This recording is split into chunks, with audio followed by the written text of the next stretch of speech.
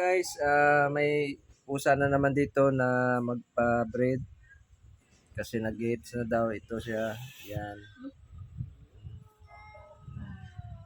So yung isa, putang mo. Putang niya, yung.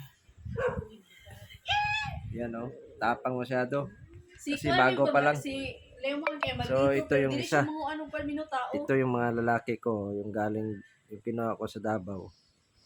Kanang kwadro iya ha, kanang hirana ra. Yung isa yun, yung bida natin oh, yan oh, bida natin. Ang isa ba Yan, natulog na lang. so ito rin. Yan, lalaki din yan. So naghihintay sila guys, parang nililigawan nila yung pusa na ito. Yun. Yan oh.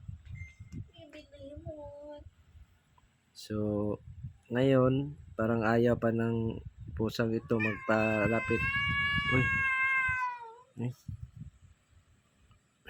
Nag-uusap na sila oh. Puro bata o tingog ba?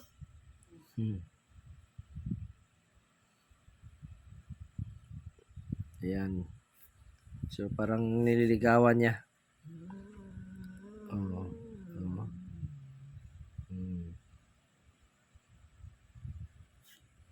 Nililigawan niya yan guys. Yan. So ito lalaki. Si Melon. Lemon. Limon. So ito yung babae. Yan. Ayan oh. Nag-uusap sila oh. Nag-uusap Baho sila. na mga baho kay suka sa suhi ba?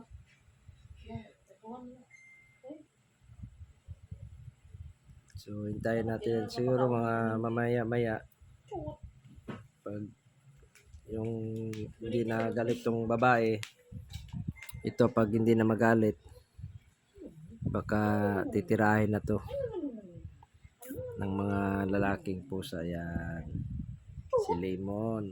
Lemon, ligawan mo na. So ito nag-hits daw. Yan.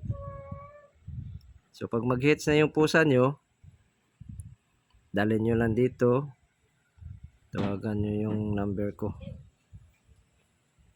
Yan.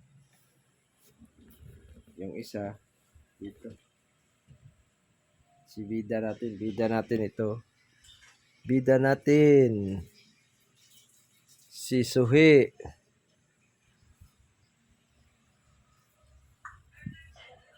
Ayan, yung bida natin, no, si Suhi.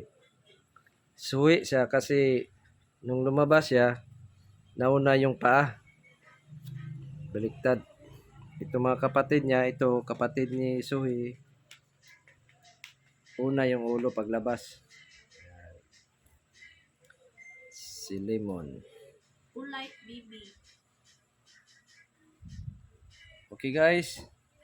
Update lang mamaya. Thank you. Okay.